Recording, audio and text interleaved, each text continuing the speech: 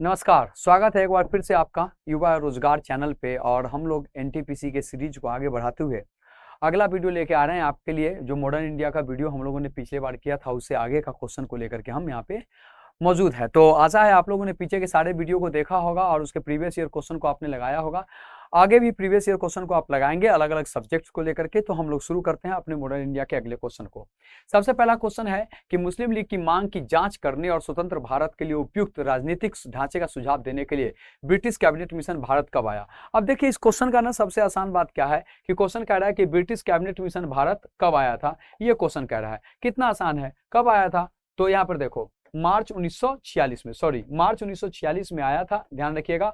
और जुलाई 1946 में, जुलाई 1946 में हमारे देश में इलेक्शन की बात की गई थी।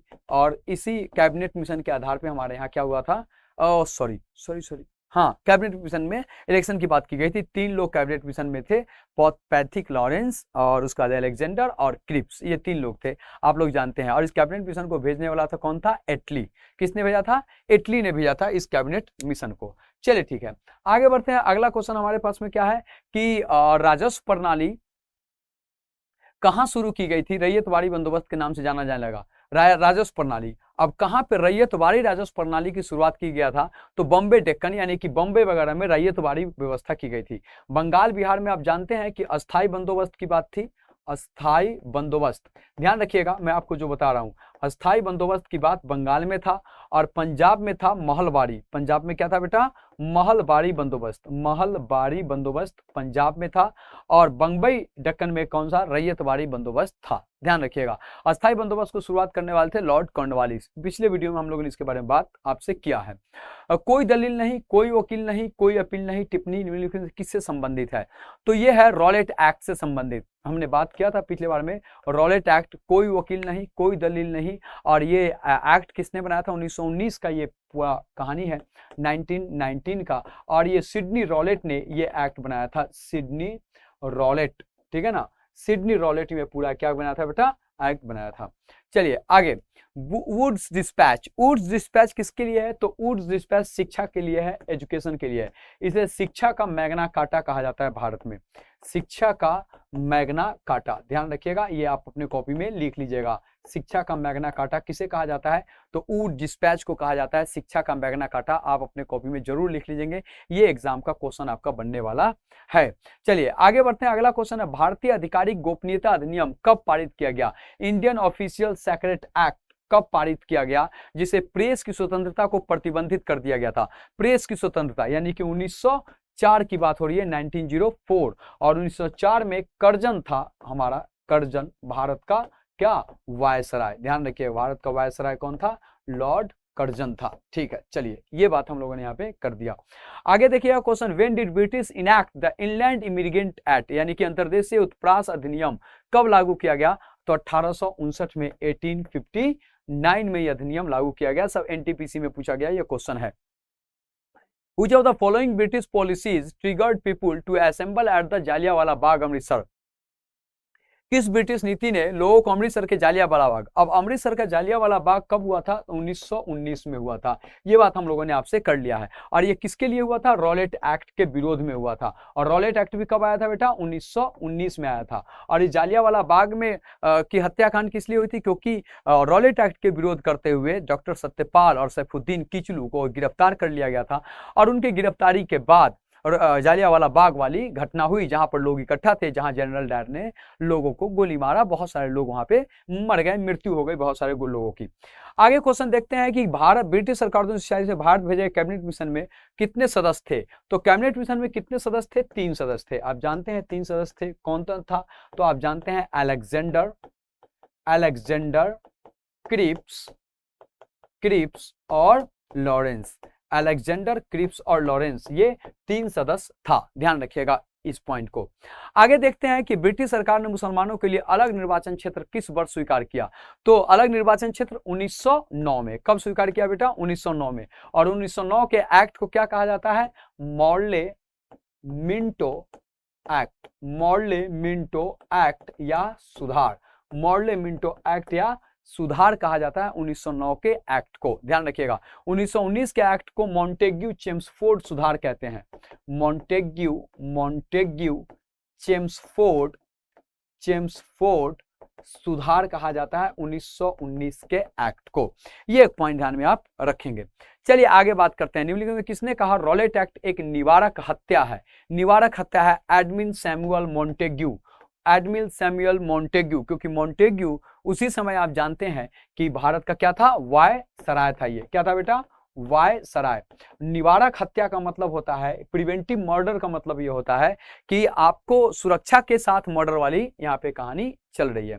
आगे बात करते हैं। सहायक गठबंधन की प्रणाली को स्वीकार करने वाला पहला भारतीय देशी शासक कौन था? तो आप जानते हैं कि निजाम था, यानी हैदराबाद था, जिसने सबसे पहले सहायक संधि को स्वीकार किया था। और सहायक संधि के जनक हमारे यहाँ किसे कहा जाता है? बेलेजली को। किसे कहा जाता है? बेलेजली को। हालांकि इसके जनक तो क्या बोलते हैं, डुप्ले था, लेकिन बेलेजली को सहायक संधि के इंप्लीमेंटेशन के लिए सबसे ज्यादा जाना जाता है। चलिए, लॉर्ड बेलेजली। आगे बात करते हैं। किसके अनुसार भारतीय शासकों को ईस्ट इंडिया कंपनी द्वारा अपनी स्वतंत्र सशस्त्र सेना रखने की अनुमति नहीं थी? According to whom Indian rural were not allowed to have their independent armed forces by East India Company. तो ईस्ट इंडिया कंपनी ने कहा था कि किसके अनुसार भारतीय शासक जो है ना वो सेना नहीं रख सकता है, तो वो था सहायक संधि। सब्सिडरी अलायंस सिस्टम में ये पॉइंट था कि भाई अपनी स्वतंत्र सेना आप नहीं रख सकते हैं, अंग्रेजों की सेना ही आपकी मदद यहाँ पे करने वाली है। ये सब्सिडरी अलायंस था। लॉर्ड बेलेजली के बारे में हम लोग बात किए थे सब्सिडरी अलायंस से। उसके बाद कहता है निम्नलिखित में किस वायसराय ने 1929 में भारत के लिए डोमिनियन स्टेटस की अस्पष्ट पेशकश की घोषणा की थी? तो लॉर्ड इरविन ने 1929 में, क्योंकि जानते हैं 1931 में क्या हुआ था, सेकेंड गोलमेज सम्मेलन हुआ था, सेकेंड राउंड टेबल कॉन्फ्रेंस हुआ था। 1930 में क्या हुआ था, फर्स्ट राउंड टेबल कॉन्फ्रेंस हुआ था। और 1932 में क्या हुआ था, थर्ड राउंड टेबल कॉन्फ्रेंस हुआ था। 1930, 31 और 32। और ये एकमात्र ऐसा राउंड टेबल कॉन्फ्रेंस है जिसमें महात्मा गांधी, ठीक है ना, वो क्या हुए थे बेटा, भाग लिए थे। चलिए आगे बात करते हैं। और किस अधिनियम के तहत बागान मजदूरों को बिना अनुमति के चाय बागान छोड़ने की अनुमति नहीं थी? तो अंतर्देशीय उत्प्रास अधिनियम 1859, इनलैंड इमिग्रेंट एक्ट 1859 के तहत। ध्यान रखिएगा। अगला क्वेश्चन देखते हैं। निम्नलिखित में किसने भारत में अंग्रेजी शिक्षा को बढ़ावा देने में भूमिका निभाई? तो आप जानते हैं अंग्रेजी शिक्षा के बढ़ावा देने में सबसे प्रमुख भूमिका किसकी थी, मैकॉले। और इस समय भारत का गवर्नर जनरल, यहाँ पे गवर्नर जनरल वाली बात है, इस समय भारत का गवर्नर जनरल कौन था, विलियम बेंटिंग। गवर्नर जनरल था विलियम बेंटिंग, ध्यान रखिएगा, गवर्नर जनरल। चलिए आगे बात करते हैं कि किस कानून द्वारा भारत और पाकिस्तान दो स्वतंत्र राष्ट्रों में विभाजित किया गया? तो इंडिया इंडिपेंडेंस एक्ट 1947, भारतीय स्वतंत्रता अधिनियम 1947 के द्वारा भारत और पाकिस्तान दो देशों के रूप में निकल के आया। ऐसा कहा जाए कि भारत का पहला राष्ट्रीय ध्वज 1906 में कहाँ फहराया गया था? तो कोलकाता में फहराया गया था, कोलकाता में फहराया गया था। चलिए आगे बात करते हैं। किसने स्वदेशी आंदोलन के माध्यम से औपनिवेशिक शासन के प्रति उदार, क्रमिक और प्रेरक दृष्टिकोण अपनाया? उदार, क्रमिक और प्रेरक दृष्टिकोण, यानी कि औपनिवेशिक शासन के प्रति, जो औपनिवेशिक शासन का मतलब होता है अंग्रेजों का शासन, यानी कि विदेशियों का शासन, अंग्रेजों का शासन। और इसने इसके लिए उदारता दिखाई। ये कौन थे? तो ये थे गोपाल कृष्ण गोखले। गोपाल कृष्ण गोखले। मैं गोपाल कृष्ण गोखले वगैरह बता दूं, ये महात्मा गांधी के राजनीतिक गुरु है ना, राजनीतिक गुरु है किसके, महात्मा गांधी के। और गोपाल कृष्ण गोखले का एक संस्था का नाम है servant of India society, servant of India society, servant of India society, ये इनके संस्था का नाम है, गोपाल कृष्ण गोखले का। चलिए आगे बात करते हैं। स्वतंत्रता पूर्व भारत के किस आंदोलन ने कपास उत्पादन को बढ़ावा दिया? कपास उत्पादन को बढ़ावा दिया। तो आप जानते हैं स्वदेशी आंदोलन ने, स्वदेशी मूवमेंट ने 1905-1906 का स्वदेशी मूवमेंट जो है ना, ये आपका सबसे इंपॉर्टेंट पॉइंट है, ध्यान रखिएगा, जिसे हम बंग भंग आंदोलन और स्वदेशी आंदोलन के रूप में भी जानते हैं, बंगाल विभाजन और स्वदेशी आंदोलन के रूप में भी जानते हैं। चलिए ठीक है, आगे बात करते हैं। बंगाल में स्वदेशी आंदोलन के दौरान एक तिरंगा झंडा डिजाइन किया गया था जिसमें निम्नलिखित रंग थे। कौन कौन सा रंग था? तो लाल, हरा और पीला रंग था। लाल, हरा और पीला रंग था, ध्यान रखिएगा। आगे बात करते हैं कि स्वराज भारत के राजनीतिक प्रयासों का लक्ष्य था। इस लक्ष्य की घोषणा दादा भाई नौरोजी ने कब किया था? तो कलकत्ता सेशन 1906 में दादा भाई नौरोजी ने स्वराज का सबसे पहले बात किया था। तो सबसे पहले स्वराज की बात दादा भाई नौरोजी ने ही किया था, ध्यान रखिएगा, कलकत्ता सेशन की बात यहाँ पे हो रही है। आगे, the first partition of Bengal took place. Bengal का पहला विभाजन कब हुआ? तो 1905 में हुआ, आप जानते हैं, बंग भंग। और इस विभाजन के बाद, बंगाल विभाजन के बाद बंग भंग आंदोलन शुरू हो गया, स्वदेशी आंदोलन शुरू हो गया। और ये स्वदेशी आंदोलन कहीं ना कहीं पूरे भारत को प्रभावित किया और पूरे भारत को एक साथ जोड़ने का काम किया। बंगाल विभाजन, लॉर्ड कर्जन इस समय भारत का वायसराय हुआ करता था। चलिए ठीक है, भारत की राजधानी कलकत्ता से दिल्ली। तो कलकत्ता से दिल्ली 1911 में ट्रांसफर हुआ, आप जानते हैं, कलकत्ता से दिल्ली। और इसी समय 1912 में ही क्या बोलते हैं, जो रास बिहारी बोस है उसने लॉर्ड हार्डिंग पर क्या किया था? बम फेंक दिया था रास बिहारी बोस ने दिल्ली में। चलिए आगे बात करते हैं गांधी एरा। अब गांधीवादी युग को देखते हैं क्या है। कौन सा 1930 में नमक उत्पादन पर ब्रिटिश एकाधिकार के खिलाफ एक अहिंसक प्रतिरोध था? तो कौन सा था? तो दांडी मार्च। 1930 है, नमक है तो दांडी मार्च है, ध्यान रखिएगा। 1930 नमक तो दांडी मार्च, क्योंकि दांडी मार्च में नमक को ही मुद्दा बनाया गया था और यह कहा गया था कि हम दांडी नामक स्थान तक जाकर के नमक कानून को तोड़ेंगे, यह महात्मा गांधी का कहना था। और इस तरीके से पूरे देश में असहयोग आंदोलन की शुरुआत होगी। सविनय अवज्ञा आंदोलन की शुरुआत हो गया। सविनय अवज्ञा आंदोलन, CDM, ध्यान रखिएगा, उसकी शुरुआत हो गए, सविनय अवज्ञा आंदोलन, ठीक है। आगे, Mahatma Gandhi decided to launch nationwide satyagraha against the which of this act in 1990।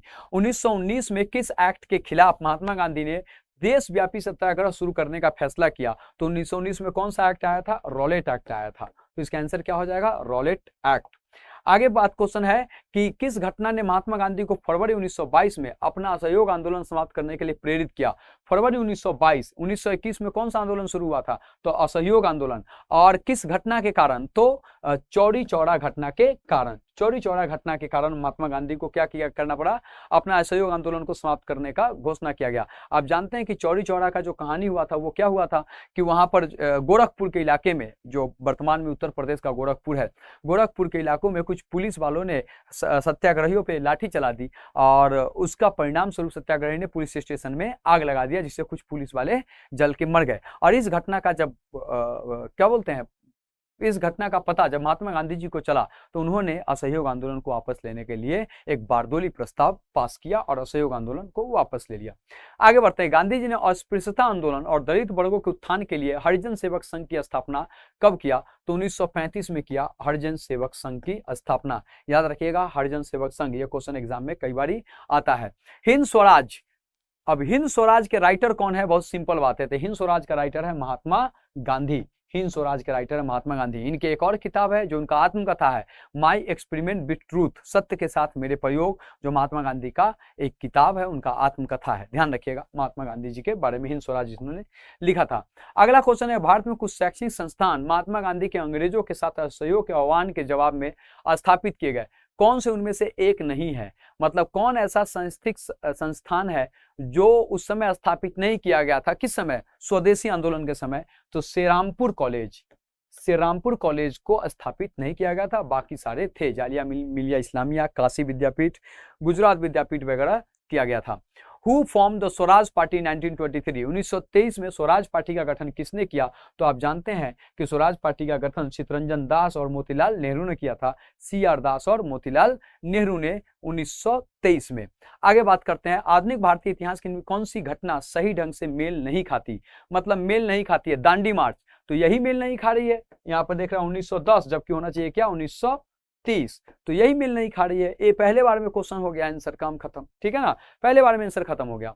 उसके बाद गांधी इरविन समझौते पर हस्ताक्षर कब किया गया? तो गांधी इरविन समझौते पर हस्ताक्षर किया गया 1931 में, क्योंकि इसी गांधी इरविन समझौते के हस्ताक्षर के बाद 1932 में सेकेंड RTC हुआ था, दूसरा गोलमेज सम्मेलन हुआ था।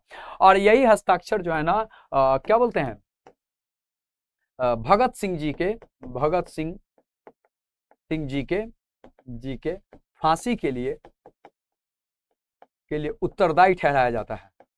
उत्तरदायी ठहराया जाता है। लोग कहते हैं ना कि महात्मा गांधी को फांसी क्यों मिला, सॉरी भगत सिंह को फांसी क्यों मिला, क्योंकि महात्मा गांधी ने सिग्नेचर कर दिया। तो यही गांधी इरविन समझौता था। चलिए आगे बात करते हैं। हरिजनों के लिए अलग निर्वाचन क्षेत्र की प्रणाली को किसके तहत सीटों के आरक्षण द्वारा बदल दिया गया था? तो ये था आपका पूना समझौता। ध्यान रखिएगा, पूना पैक्ट। पूना पैक्ट क्या था तो थोड़ा सा समझिए। पूना पैक्ट था अंबेडकर जी और गांधी जी, अंबेडकर जी और गांधी जी के बीच, ध्यान रखिएगा, अंबेडकर जी और गांधी जी के बीच में ये पूना पैक्ट हुआ था। पूना पैक्ट हुआ था। और पूना पैक्ट हुआ किस लिए था, किसके किसके बीच हुआ था, ये देख लिए किस लिए हुआ था। तो इसी समय एक सांप्रदायिक अवार्ड आया था अंग्रेजों की तरफ से, सांप्रदायिक अवार्ड। और सांप्रदायिक अवार्ड में जो है ना वंचित वर्गों, जिसको डिप्रेस्ड क्लास कहते हैं, उसको अलग से रिजर्वेशन देने की बात की गई थी, जिसका विरोध महात्मा गांधी ने किया था और जिसका समर्थन अंबेडकर जी ने किया था। और फिर इन दोनों के बीच में एक पैक्ट बना जिसे पूना पैक्ट कहते हैं। तो उसी पूना पैक्ट की पूरी यहाँ पे कहानी है RRB NTPC। अगला क्वेश्चन कहता है कि महात्मा गांधी ने साबरमती से दांडी तक प्रसिद्ध नमक मार्च शुरू किया। दांडी गुजरात के किस जिले में? तो दांडी गुजरात के नवसारी जिले में है। ध्यान रखिएगा, किस जिले में है? नवसारी जिले में है। ये बात तो हमने आपको कई बार बताया है। जो मेरे से पढ़ा है वो सारा क्वेश्चन यहाँ पे बना लेगा, समझ गए ना? वो एक भी क्वेश्चन छूटने वाला नहीं है जिसने मॉडर्न इंडिया मेरे से पढ़ा है। एक दो क्वेश्चन हो सकता है आपके लिए कठिन हो, लेकिन वो छूटने वाला नहीं है। लंदन में आयोजित दूसरे गोलमेज सम्मेलन कांग्रेस का प्रतिनिधित्व किसने किया? मैंने कहा था दूसरा गोलमेज सम्मेलन महात्मा गांधी ने किया। कितना बार मैं आपको बताते आया हूं। उसके बाद भारत में खिलाफत आंदोलन के बारे में क्या सही है, मतलब व्हाट करेक्ट अबाउट द खिलाफत मूवमेंट? तो वो तुर्की सुल्तान के समर्थन में एक आंदोलन था। हाँ बिल्कुल सही है, ठीक है। या पाकिस्तान की मांग में एक आंदोलन था? नहीं। भारत में मुगल शाही परिवार को बहाल करने के लिए आंदोलन था? नहीं। जालियांवाला बाग के नरसंहार के खिलाफ? नहीं। ये तुर्की के सुल्तान के समर्थन में एक आंदोलन था, यही सही है। आगे बात करते हैं। बनारस हिंदू विश्वविद्यालय के शिलान्यास समारोह में निम्नलिखित में किसने कहा था भारत के लिए कोई उद्धार नहीं है जब तक कि आप अपने इस आभूषण को उतार कर भारत में अपने देश के लोगों के लिए ट्रस्ट में न रखे? महात्मा गांधी ने कहा था। ये बड़ा खतरनाक कहानी था, इसको थोड़ा सा मैं बताता हूँ। महात्मा गांधी को इस पूरे समारोह में बुलाया गया था मुख्य अतिथि के रूप में, और वहां बनारस के राजा भी पहुंचे थे और भी बहुत सारे बड़े बड़े लोग, बड़े बड़े राजा पहुंचे थे। तो सबने बहुत अच्छे से अपना बड़ा बड़ा हार और ये और वो पहन के बैठा हुआ था। तो महात्मा गांधी को ये बात बहुत अखर गया कि हमारे देश की मैक्सिमम आबादी नंगा है, भूखा है, उसको खाना नहीं मिल रहा है, और ये राजा महाराजा है अपने हार लेकर के यहाँ पे बैठे हुए। तो महात्मा गांधी ने उस समारोह में कहा था कि जब तक ये राजा महाराजाएं अपने हार को किसी ट्रस्ट में दान में न रख दे और उसे देश के जनता का भलाई की काम न किया जाए, तब तक इस देश में सुधार नहीं हो सकता है। ये महात्मा गांधी ने कहा था। चलो ठीक है, आगे बात करते हैं। अगला पॉइंट कहता है कि महात्मा गांधी राजनीति में किसे अपना गुरु मानते थे? मैंने आपको बताया गोपाल कृष्ण गोखले महात्मा गांधी के राजनीतिक गुरु थे। उसके बाद अगला क्वेश्चन कहते हैं सांप्रदायिक समस्या पर गांधी जी वार्ता के टूटने के बाद न्यायिक ढांचे में सांप्रदायिक प्रश्न की जांच करने के लिए गैर पार्टी सम्मेलन की स्थायी समिति द्वारा नवंबर 1944 में कौन सी समिति नियुक्त की गई थी? तो स्प्रू समिति। ये कुछ बड़ा क्वेश्चन हो गया, ठीक है ना, स्प्रू समिति। अगला क्वेश्चन कहता है पहला गोलमेज सम्मेलन। पहला गोलमेज सम्मेलन कब शुरू हुआ? कितना सिंपल है, 1930 में। हमने आपको तीनों गोलमेज सम्मेलन पहले बता दिया था, 1930 में। अगला बात करते हैं किसने टिप्पणी की दक्षिण अफ्रीका महात्मा गांधी का निर्माण स्थल था? तो यहाँ पे देखिएगा चंद्रन देवासन ने इन्होंने कहा था कि दक्षिण अफ्रीका महात्मा का निर्माण था, क्योंकि महात्मा गांधी आप जानते हैं गांधी जी दक्षिण अफ्रीका के प्रवास में काफी दिन तक रहे, तो वहां पर अंग्रेजों से खूब इन्होंने लड़ा भी था। आगे बात करते हैं कि कौन सा आंदोलन शांतिपूर्ण होने के लिए पर्याप्त नकारात्मक था लेकिन प्रभावी होने के लिए पर्याप्त सकारात्मक था? तो वो था असहयोग आंदोलन, नॉन कोऑपरेशन मूवमेंट, असहयोग आंदोलन था। चलिए ठीक है, अगला क्वेश्चन कहता है कि दक्षिण अफ्रीका से लौटने के बाद महात्मा गांधी की भारत में पहली बड़ी सार्वजनिक उपस्थिति फरवरी 1916 में हुई थी। कहाँ हुई थी? तो बनारस हिंदू यूनिवर्सिटी में हुई थी, बनारस हिंदू यूनिवर्सिटी में हुई थी। चलिए आगे क्वेश्चन कहता है 1915 में महात्मा गांधी अस्थायी रूप से भारत लौट आए थे। कहां से? तो दक्षिण अफ्रीका से भारत लौट के आए थे। अगला क्वेश्चन कहता है कि नील की जबरन खेती के खिलाफ महात्मा गांधी द्वारा प्रेरित प्रमुख विद्रोह का नाम बताए। तो उसका नाम था चंपारण सत्याग्रह। जो बिहार में नील आंदोलन के नाम से भी जाना जाता है। उसके बाद अगला क्वेश्चन है, करो या मरो के नारे में से किस प्रसिद्ध व्यक्ति की पहचान है? तो महात्मा गांधी की पहचान है बेटा, महात्मा गांधी की पहचान है। उसके बाद अगला क्वेश्चन कहता है, महात्मा गांधी ने दक्षिण अफ्रीका में कौन सा समाचार पत्र शुरू किया था? तो इंडियन ओपिनियन समाचार पत्र इन्होंने शुरू किया था, इंडियन ओपिनियन। अगला क्वेश्चन कहता है कि 1917 महात्मा गांधी को चंपारण लाने में महत्वपूर्ण भूमिका कौन निभाया था? तो राजकुमार शुक्ल थे, ये राजकुमार शुक्ल, जिन्होंने महात्मा गांधी को चंपारण लाने में महत्वपूर्ण भूमिका निभाई। अगला क्वेश्चन कहता है, खिलाफत आंदोलन की शुरुआत कब हुई? खिलाफत आंदोलन की शुरुआत तो टर्की से। खिलाफत आंदोलन की शुरुआत कहाँ से हुई बेटा? टर्की से खिलाफत आंदोलन की शुरुआत हुई और भारत में इस आंदोलन को चलाने वाले अली ब्रदर्स थे, ध्यान रखिएगा इस बात को। अगला क्वेश्चन कहता है कि कौन सा आश्रम महात्मा गांधी द्वारा स्थापित नहीं किया गया था? तो वो था पौनार आश्रम। बाकी सारे आश्रम जो है ना महात्मा गांधी के द्वारा स्थापित किया गया था। चलिए, तो आज हमने 50 क्वेश्चन देखा है। अगले वीडियो में फिर से एक बार 50 क्वेश्चन को लेके आएंगे और फिर उसको हम सॉल्व करेंगे। इस तरीके से ये वीडियो का क्रम चलता रहेगा, लगातार चलते रहेगा। अभी एनटीपीसी का फॉर्म डला ही रहा है, डालते रहिए। जब तक आप पढ़ते रहेंगे, हमारे साथ रिवीजन करते रहिए, आपका हो जाएगा। एक बार फिर से अगर रिवीजन अगर आपने किसी से कर लिया है पहले, तो एक बार हमारे साथ रिवीजन कर लिए। अगर आप किसी और सब्जेक्ट का रिवीजन कर रहे हैं तो हम वीडियो लेके आएंगे, उसके साथ आप कर लेंगे। तो आगे पीछे जैसे भी हो, आप अपने तालमेल के हिसाब से इस वीडियो को देख लीजिएगा, क्योंकि वीडियो आपका पड़ा रहेगा आपके चैनल पे। और आप हमारे साथ रिवीजन कर लीजिए, क्योंकि ये प्रीवियस ईयर एनटीपीसी हो या फिर एएलपी हो या फिर ग्रुप डी हो, कोई भी एग्जाम हो जो रेलवे से जुड़ा हुआ है, उसका प्रीवियस ईयर है। इसके सॉल्व जरूर कीजिएगा। धन्यवाद, बहुत बहुत धन्यवाद।